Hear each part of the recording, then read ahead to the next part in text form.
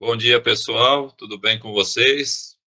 E, uma manhã aí que está organizada aí para contemplar três documentos que estão lá no edital e conforme, o nosso compromisso, seguindo aí a bibliografia para chegar lá no dia do concurso, e contemplar toda a preparação adequada para que vocês possam estar bastante, seguros e empoderados em relação à realização da prova. Conforme nós colocamos ontem, os conteúdos programados aí para amanhã de hoje, a resolução número 2 de 2021, ou melhor, de 2001, que se vocês aí estiverem com a bibliografia, contida no edital na mão, vocês vão observar que está lá, que fala sobre as diretrizes nacionais para a educação especial, na educação básica, documento importantíssimo, um documento assim que a gente tem que abrir o horizonte para aquilo que esse documento ele vem falar, na verdade, sobre a organização do sistema e sobre a organização da escola para atender aqueles alunos que têm algum tipo de necessidade especial. Aí vocês vão falar assim, o professor Joel, ele é repetitivo, mas olha, pessoal, são N documentos que estão lá na bibliografia que falam sobre educação inclusiva, que falam sobre a educação especial, vocês têm aí um documento importantíssimo que vocês vão ter que assistir ele N vezes na videoaula, a aula ao vivo também que nós fizemos, e amanhã nós estaremos aí reconfigurando toda a plataforma, pessoal, toda a plataforma para que vocês tenham, assim, facilidade de encontrar os documentos, Então, nós temos aulas ao vivo também que nós trabalhamos sobre a política paulistana de educação especial, que se vocês pegarem lá no edital, está lá como documento e tenho certeza absoluta que desses documentos aí terão questões lá no dia da prova. Então, nós vamos trabalhar no primeiro momento as diretrizes nacionais para a educação especial na educação básica. Num segundo momento, documento também, pessoal, importantíssimo, Aí vocês falam assim, mas você está no edital, é importante, não tenha dúvida nenhuma. Mas dada a necessidade da escola se reorganizar e se ressignificar para o atendimento a uma educação de qualidade e inclusiva, esse documento Racismo Estrutural, do professor Silvio de Almeida, um cara intelectual que vale a pena, a gente ouvir, ele falar, saiu lá das origens mais simples possíveis, tal qual a maioria das nossas origens, e hoje ele é um professor de uma universidade renomada dos Estados Unidos, e ele que fez escreveu esse livro para trazer alguns questionamentos sobre aquilo que acontece na sociedade brasileira, das situações mais importantes que nós temos que ter com profissionais da educação para lutar contra toda e qualquer discriminação presente, dentro do universo educativo e na sociedade como um todo.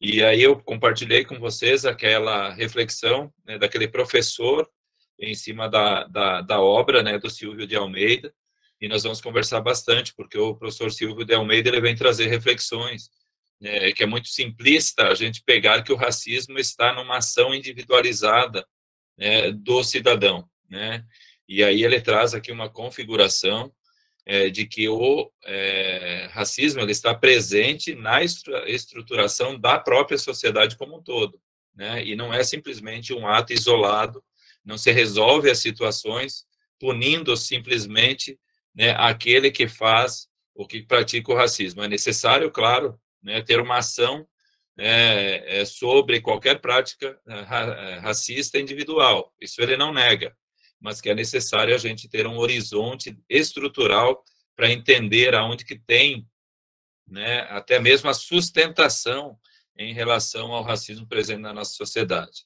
Num outro momento, nós vamos estudar a Portaria Municipal 8.824, de 30/12/2016, que fala sobre o projeto Rede, mais precisamente da participação efetiva do profissional da educação chamado AVE, dentro da educação como suporte para as ações, que devem ser desenvolvidas dentro das unidades escolares.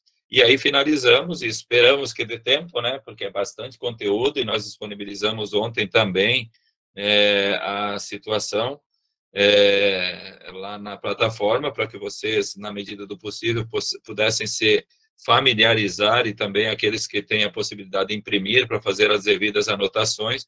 Nós finalizaremos aí com a correção do simulado que nós postamos no dia 14 lá na plataforma, beleza?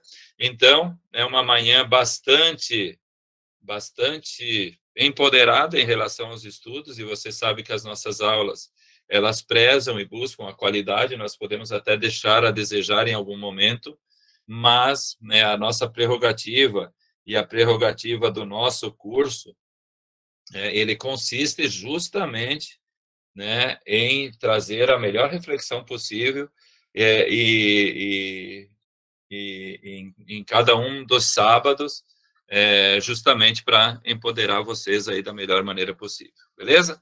Então, conforme lá no edital, aliás, essa é uma sugestão que eu dou a vocês, né, fazer a impressão, né, eu lembro a vocês que a aula ela vai ser gravada e, evidentemente, né, durante a semana nós postaremos aí na plataforma, até porque nós temos muitos alunos, né, e vocês que estão nos grupos, no grupo aí sabem, nós temos muitos alunos que por algum motivo não podem participar no dia de sábado, né, como tantos outros que não estão no grupo, que também, por questões religiosas, por questões de trabalho, não podem participar no dia de sábado, e aí durante a semana, né, a gente vai postando aí na plataforma, beleza?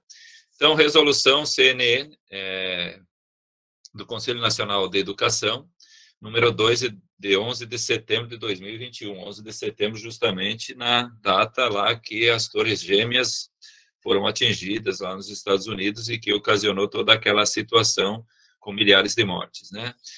Que trata sobre as diretrizes nacionais para a educação especial na educação básica. E aí nós já iniciamos fazendo uma revisão, né, pessoal? Educação básica, ela está configurada, né, dos 4 aos 17 anos, na educação infantil, mais precisamente na pré-escola, porque a criança que faz 4 anos de idade até o dia 31 de março, necessariamente deve estar, necessariamente, vocês entendam como obrigatoriamente, matriculada na educação básica, porque com 4 anos completos até o dia 31 de março, queira o pai ou não, queira a mãe ou não, ela deve estar matriculada, é obrigatória, dos 4 aos 17 anos. Então, configurada na pré-escola, dentro da educação infantil, no fundamental, que aí subentende-se o entendimento do fundamental de 9 anos, né, do 1º ao 5º e do 6º ao 9º ano, e também, evidentemente, em relação ao ensino médio. Então, dentro dessa perspectiva de educação básica configurada, né, dos 4 aos 17 anos, né? Aí vocês falam assim, mas é obrigatório dos 4 aos 17 anos? Obrigatório.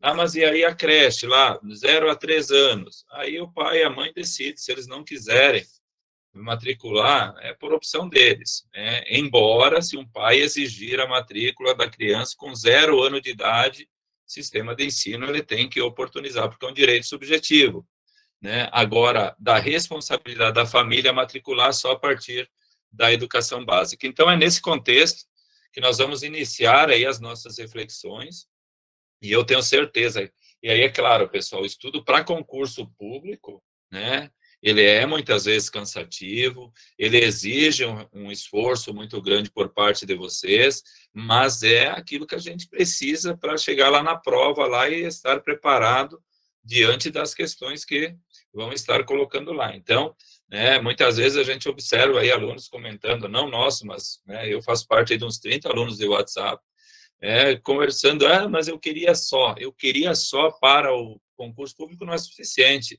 né? Você tem que querer o melhor, e o melhor muitas vezes é necessário, assim, né, se dispor de tempo, né, ter paciência, acostumar o nosso cérebro para que ele possa ser o nosso grande aliado, né, nos estudos, porque ele o tempo inteiro vai querer jogar a gente na zona do conforto, né? dizendo assim, por que você vai estar ouvindo o professor Joel nessa manhã fria, quando você pode estar embaixo, né, das cobertas aí, né, embora nada impede, né? O curso online tem essa prerrogativa de vocês ligarem aí, colocarem até na televisão ali, né, ficar assistindo, né, fazendo as anotações e assim por diante, beleza? Então, é nesse sentido que nós vamos começar as nossas reflexões. Diretrizes nacionais para a educação especial na educação básica. Primeira situação que nós encontramos, inclusive, lá no artigo 1, se vocês pegarem ela na íntegra, vocês vão observar, eu vou transcorrendo a nossa explicação em cima de alguns artigos, alguns, né, eu sigo sistematicamente, mas outros, como tem artigos que eles conversam com outros artigos dentro da própria resolução, eu coloquei no mesmo slide, porque lá no dia da prova o importante é você saber o conteúdo, não precisa você saber em que artigo está, porque o enunciado da questão ele já vai colocar de acordo com o artigo 1, se for o caso, né, da resolução tal, tal, tal, que trata, e aí eles montam a questão. Então, você não precisa se preocupar o que cada artigo em si ele vem apontar. Você precisa se preocupar com o conteúdo em específico. E lá no artigo 1º, né, tem lá as orientações preliminares em relação àquilo que as diretrizes nacionais vêm oportunizar e vêm justamente direcionar para a nossa compreensão.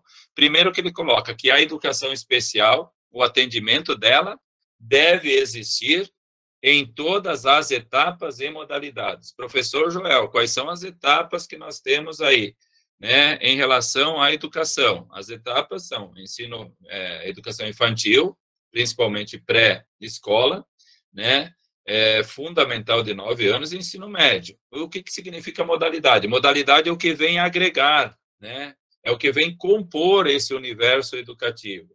A EJA, por exemplo, que nós também vamos estudar aqui, porque tem lá, pessoal, embora vocês vão prestar o concurso para a Educação Infantil Fundamental 1, tem lá direcionamentos da EJA que nós vamos fazer estudos aqui. Por quê? Porque, de repente, né, você pega uma escola de EJA para trabalhar do 1º, né, ao 5º ano no processo de alfabetização. Então, você precisa, evidentemente, né, saber dos conteúdos que estarão lá sendo cobrados no concurso.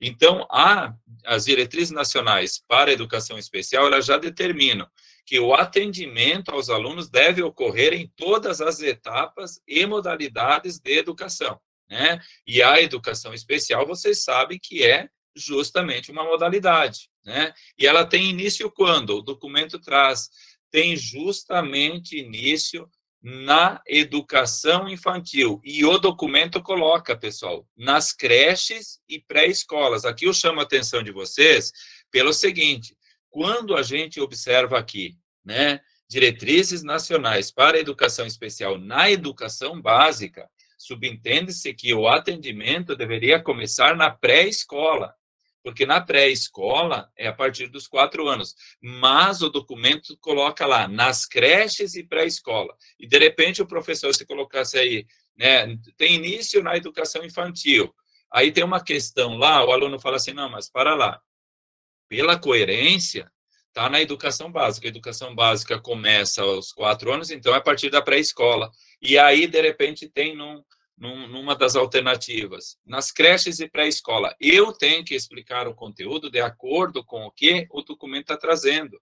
Então, o documento coloca lá no artigo 1, que tem início na educação infantil, na creche e pré-escola. Então, para vocês anotarem aí, e como eu sempre falo, né, a nossa obrigação aqui é levar qualidade em relação, né, aos estudos de vocês.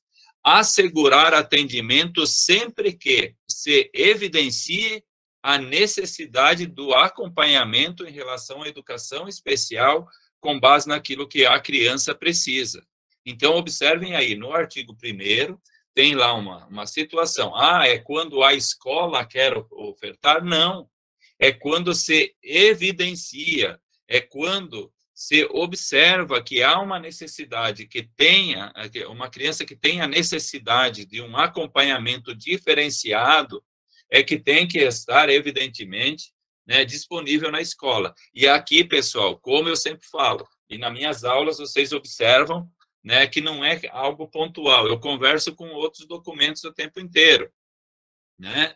E isso é necessário a gente fazer esse diálogo com outros documentos. Quando nós pegamos aí que a criança ela tem o direito, a partir do 0 ano até, né, o nível universitário, né, ou ao longo da vida, conforme nós vimos na última aula, né, a escola tem que estar preparada para receber essa criança. E aonde que vai estar definido as orientações e como esse atendimento deve ser, né, no projeto político-pedagógico da escola.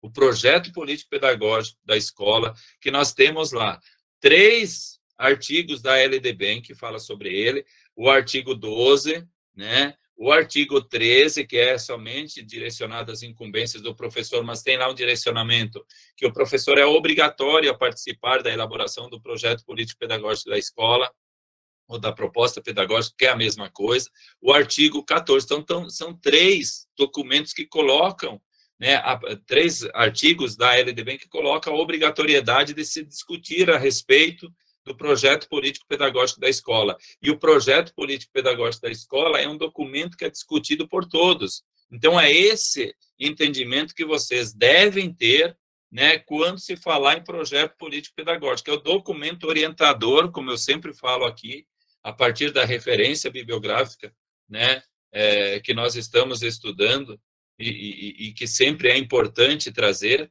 e se é um documento, né, que deve ser discutido por todos, é um documento democrático, que apresenta, né, as características da escola, e quando eu falo as características da escola, eu estou falando de como a escola ela está, né, configurada, desde os recursos humanos, desde a comunidade onde ela está estruturada, né, as características próprias da comunidade que ela está atendendo, como que se dará os projetos desenvolvidos dentro da escola. Isso, né, tem que ficar muito bem claro. E Ilma Passos Veiga, ela fala, não é à toa que o projeto político-pedagógico é o documento orientador de todas as práticas. Então, vocês têm que trazer isso para dentro do interior de vocês, né? Então, deve estar contido lá no projeto político-pedagógico da escola, porque tem a participação de todos, né?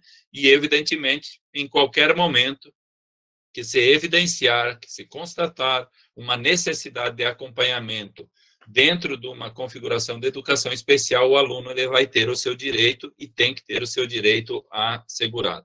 Também no artigo 1º, né, das diretrizes nacionais aí da educação especial, está lá, necessidade de procedimentos de avaliação e interação com a família e com a comunidade. Aqui, pessoal, ó, se evidencia, né, aquilo que eu acabei de falar do projeto político-pedagógico, a escola aberta para a participação de todos. Não se pode mais aceitar uma escola que esteja fechada, né, em todos os sentidos, para o diálogo com as famílias e com a comunidade. E aqui, pessoal, ó, um adendo importantíssimo para vocês, né?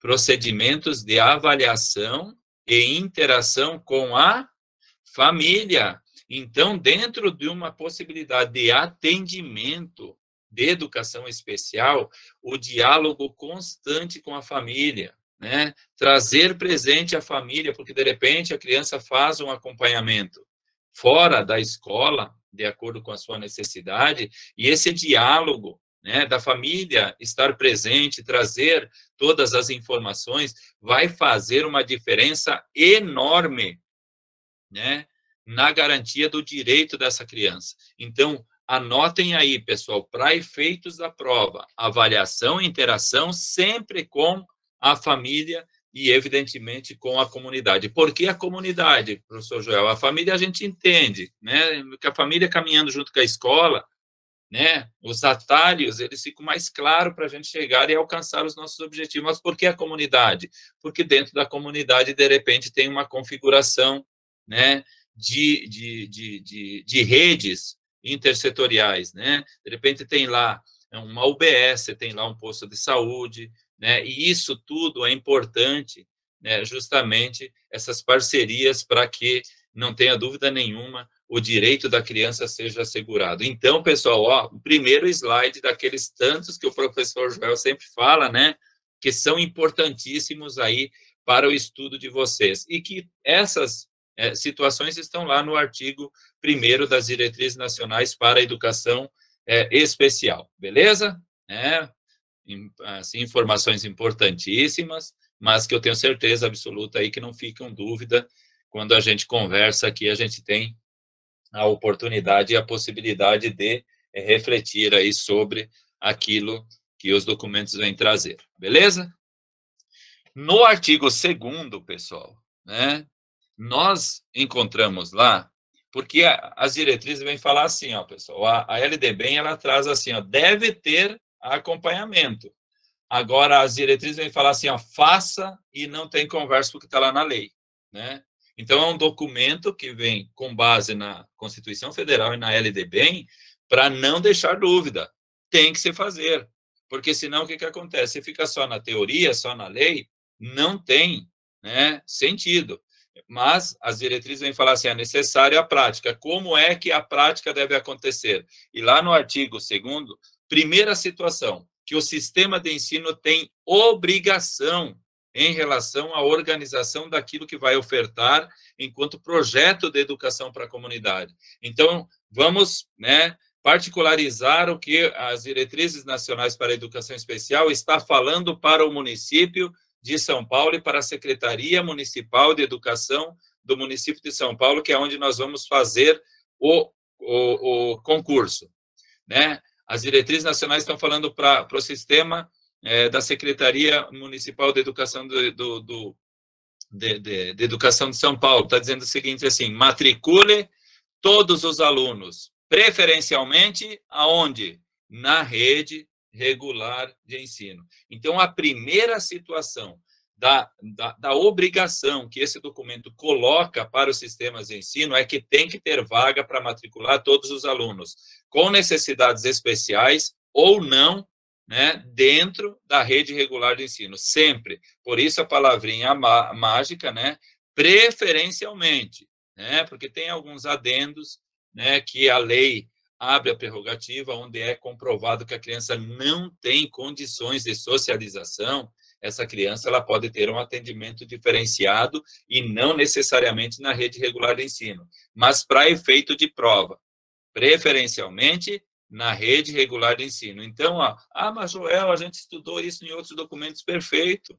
É aquilo que eu falo, pessoal, quando a gente tem um entendimento que há uma conversação entre os documentos, nós trocamos a quantidade enorme de documentos pela qualidade das reflexões e dos nossos estudos, porque senão você pega aqui, mas eu tenho que estudar o que está escrito nesse documento, aí você vai lá, outro documento, então é justamente o encaixe daquilo que um documento vem trazer para com o outro. Então, primeira situação, deve matricular os sistemas de ensino como incumbência dos sistemas de ensino, todas as crianças, todos os alunos, claro, dentro da rede regular de ensino. Deve garantir atendimento aos alunos que não podem frequentar a escola. O que significa isso, pessoal? Né? Joel, isso é novo para mim. É muito simples, pessoal. Né? Por exemplo, uma criança, e eu tive isso numa escola minha, né? Que a criança ela tem necessidade de internação hospitalar, de repente, por 2, 3 meses, de forma consecutiva. E eu tive a oportunidade de conversar com essa professora, né, que a criança ela fica muito mais no hospital do que em casa. E, inclusive, a professora mostrou, inclusive, o áudio da professora, né, que estava lá acompanhando no hospital, a conversa direto com essa professora com relação a quem estava acompanhando a parte pedagógica da criança lá no hospital, que era do Estado. A professora, claro, dentro do sistema municipal, né, de ensino, mas lá, né, o profissional era disponibilizado pelo Estado. A professora formada em ciência, dado a ação e a intervenção da professora, né, da escola que eu supervisiono, essa professora passou a fazer pedagogia, porque ela se apaixonou pela forma pela qual a professora estava conseguindo a alfabetização. E eu ouvi o áudio da professora, que estava lá no atendimento hospitalar. E a professora conseguiu, com a ajuda, claro, né, da profissional que estava lá atendendo a criança lá na internação hospitalar, alfabetizar a criança, e a criança lendo, né? E era uma criança que já estava no 4º ano, pessoal. Mas aí passou, claro, por um período de pandemia, toda aquela situação toda, e a criança, né, com necessidades, assim, gritantes, mas decifrando as palavras, lendo, né? Então, quando a gente pega o documento e fala assim, deve garantir atendimento aos alunos que não podem frequentar a escola, significa que numa situação de internação hospitalar, a criança, para ter o seu direito subjetivo respeitado, ela tem que ter um atendimento. Então, o sistema de ensino, ele tem que buscar parcerias, seja com a União, seja com o Estado, seja, né, em qualquer situação, com escolas particulares de educação especial, mas o direito da criança tem que ser assegurado. Então, esse documento, lá no artigo 2º, ele coloca, né, que o sistema de ensino deve oportunizar e garantir, né, atendimento a todos os alunos que não, por algum motivo, não podem frequentar a escola, né? E aí eu citei, claro, e aí faltou um C, né, escola, aí eu citei, claro, a internação hospitalar de uma criança que precisa, claro, dos seus cuidados hospitalares. Lá tem que ter um projeto pedagógico pronto, uma proposta pedagógica para atender e garantir o direito da criança. Para efeitos de prova, né, fica bem clara essa situação. Pedrinho está internado, né, num hospital há 3 meses, né? O direito dele de aprendizado é somente quando está na escola, né? Quais são as ações? De acordo com as diretrizes nacionais, Pedrinho tem o direito de ser acompanhado por um profissional da educação lá dentro do hospital, dentro do contexto da internação dele. Então, fica bem claro isso, pessoal, né? Nunca fechem as portas para possibilidades quando diz respeito ao direito subjetivo de uma criança, que é a educação. Nunca fecha as portas, né? Sempre analisam para contexto de prova, né, as portas e as janelas abertas, mas a garantia da criança. Então, ele está internado, tem que ter uma proposta para que o direito dele seja contemplado. Beleza? Né? Ô, Joel, você fala para caramba, né? Também deve prover meios para uma educação de qualidade. O que significa isso, pessoal? Nós vamos conversar a respeito disso. Desde, né, a formação continuada, né, durante todo o processo para o professor, com relação aos recursos e meios, inclusive de materiais, né, um currículo adequado, né, e aqui na educação especial, a adaptação do currículo nós vamos ver inúmeras vezes hoje de manhã nessas nossas reflexões. Então, está dizendo para o sistema de ensino, não interessa. O que nós temos que oportunizar é direito à educação para todos aqueles, né, que vão fazer uso, fruto dos espaços e dos ambientes educativos. E essa educação deve ser de qualidade. E, inclusive, pessoal, para prover essa educação de qualidade, né, promover a acessibilidade plena, que nós estamos falando de educação especial. E acessibilidade plena é remover, é acabar com todas as barreiras possíveis, né, dentro e fora do universo educativo, porque a escola tem que conversar com a comunidade. Então, na comunidade não tem que ter barreiras que impeçam que uma criança com necessidade especial faça uso fruto, né, do ambiente educativo para ela se configurar, né, como um sujeito aprendente em todos os momentos. Então, em relação à acessibilidade, claro, né, nós trabalhamos aí já, inclusive lá, e eu fiz menção anteriormente na Política Paulistana de Educação Especial e outros documentos, que amanhã nós vamos organizar toda a plataforma, está muito bem claro. Não é só acessibilidade arquitetônica, estrutural, é acessibilidade também em relação à informação, né? Porque, de repente, as barreiras elas estão no meio pelo qual a escola se comunica com a comunidade, está nas barreiras atitudinais, que, de repente, Um gesto, né, impede que a criança, primeiro, se sinta pertencente àquele ambiente. Se ela se sentir rejeitada, isso, eu não tenho dúvida nenhuma, é uma barreira para ela. Então, quando nós lemos aqui que o sistema de ensino ele tem a obrigação de prover meios para uma educação de qualidade, é prover as escolas de recursos, recursos materiais, recursos humanos, recursos de estrutura, né, adequada para receber esses alunos. Deve criar meios para conhecer a demanda de atendimento, né? Quando nós pegamos aí, né, criar meios para conhecer a demanda, né? Lembrem lá nos nossos estudos e que nós já fizemos para as crianças, né, que são, né, as crianças que têm altas habilidades e superdotação, tem que ter um sistema nacional de cadastro dessas crianças. Agora, a nível de sistema, o sistema municipal, né, da cidade de São Paulo, do município de São Paulo, o que tem que ter lá? Né? Tem que ter um censo escolar, né, para que o sistema de ensino possa saber quais são os alunos que entram dentro dessa modalidade de educação, que é a educação especial. Então, eles têm que conhecer a demanda. Eu tenho 1.000 alunos com necessidades especiais. Para atender esses 1.000 alunos, eu preciso ter e estruturar uma política correta de atendimento, de suporte às escolas, para que essa criança tenha garantia dos seus direitos. Então, o documento, lá no artigo 2º das Diretrizes Nacionais para a Educação Especial, eles colocam: o sistema de ensino deve conhecer, ele deve ter números, ele deve fazer pesquisas, ele deve fazer levantamentos, e aí eu coloquei entre aspas, censo escolar, para que vocês possam lembrar. Tem que coletar informações, não pode fingir que, mas tem crianças especiais, mas a escola vai, né, atender como dá. Não é isso, pessoal.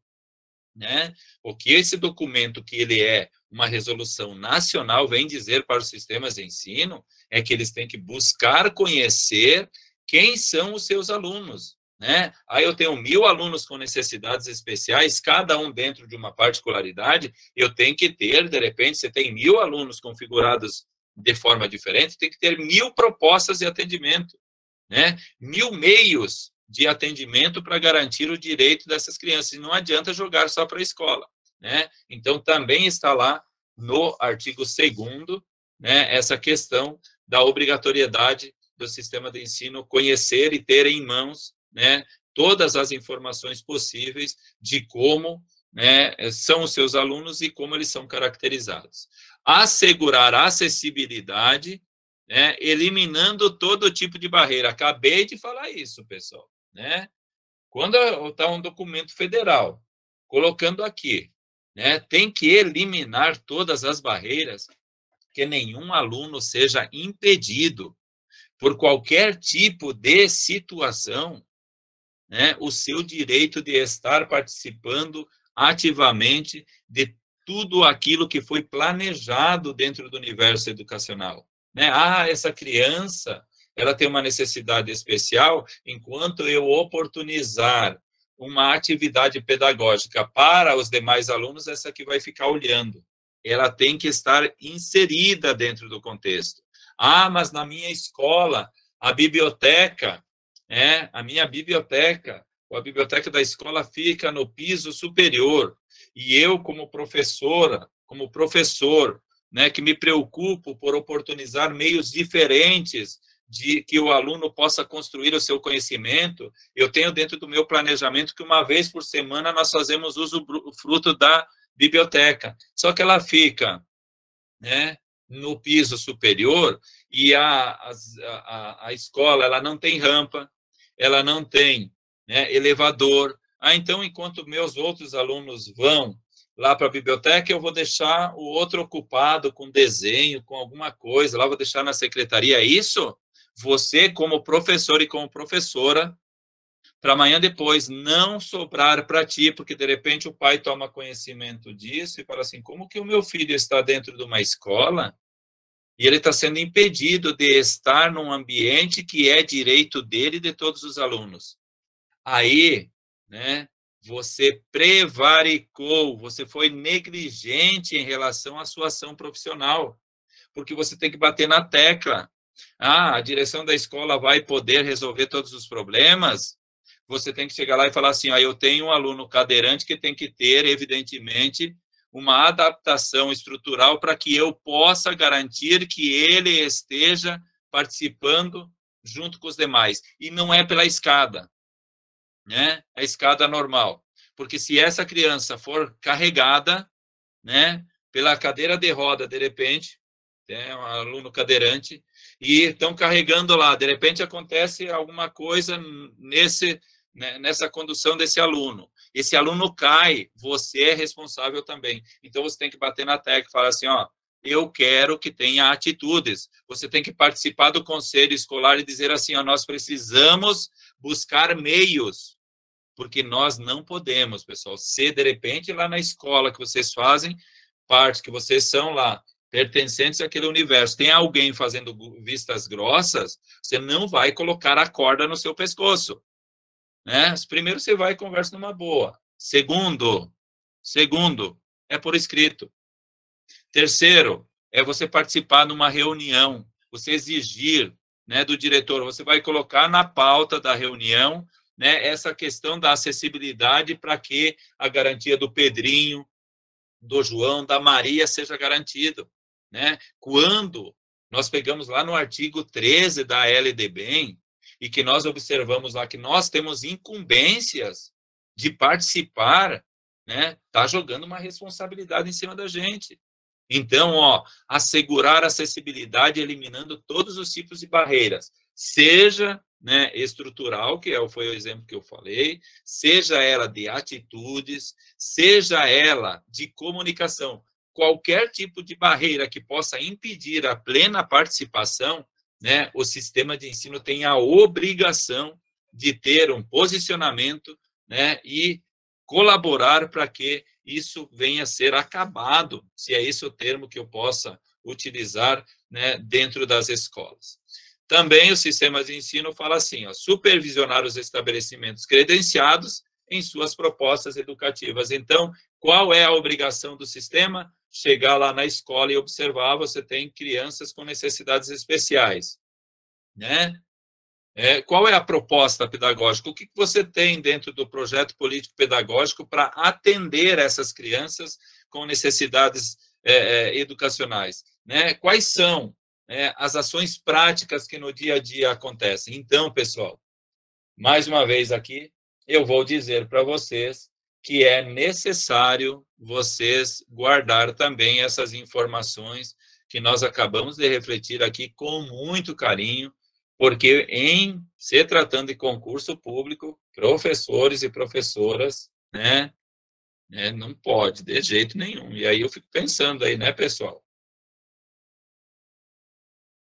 Cursinhos aí que passam esse documento para um professor trabalhar em 30 minutos, né? Qual a qualidade disso, né? E ainda tem gente que todo dia aqui, pessoal, né? 10, 15 pessoas que entram em contato com a gente. Ah, mas eu queria fazer o cursinho. Eu falei, tudo bem, passamos as informações, né? Ah, mas eu achei que era presencial, só quero ser presencial, né? É direto isso. As pessoas têm que entender, pessoal, que cursos online, existem cursos e cursos, né? E o que faz a diferença, de repente, é quem está, né, orientando o curso. Eu mesmo participei de cursos que eu não consegui chegar no final do curso, inclusive para concurso, né? Inclusive para um cara aí que vende curso direto aí, né? Aí você perde uma aula, como é que você vai ter isso, né? E a qualidade depende muito de quem orienta. Eu não estou dizendo que eu sou melhor, mas eu me esforço para levar a melhor interpretação dos documentos possíveis. Então, esse slide aqui, pessoal, para vocês que fazem a impressão, para vocês que têm aí os cadernos todo especial aí, né, para as nossas aulas, anotar uma por uma, né? Ah, eu vou assistir a aula novamente. Vai lá, você tem a prerrogativa de pausar para fazer as devidas anotações, mas não deixe passar desapercebido, né, informações importantíssimas que pode ser motivo, né, de questão lá no dia da prova. E esse slide aqui, pessoal, né, que nem diz o gaúcho, barbaridade, tchê, né, é de muita importância. Educação especial, como outros documentos, pessoal, né, as diretrizes nacionais, lá no artigo 3º, ele vem definir, né? Ele vem definir, né, o que vem a ser, aliás, é no artigo 4º. Ela vem definir o que é educação especial. É caracterizado como uma modalidade de educação, isso não é novo para vocês, né? Nós temos aí as etapas, que é a coluna central da educação, e tudo aquilo que vem como adendo é justamente considerado modalidade, né? Modalidade educação tecnológica, né? Modalidade da EJA, modalidade aqui, educação especial, então, ela é tida e apontada pelo documento, como em outros documentos, pela LDB, pela Constituição Federal, como uma modalidade que vem para, né, agregar a educação e garantir direitos. Sempre, pessoal, anotem aí, em qualquer manifestação de vocês, a reflexão. Diante dessa situação, o que é possível para que, na minha ação, eu possa garantir direitos, né? E a educação, ela existe para garantir direitos.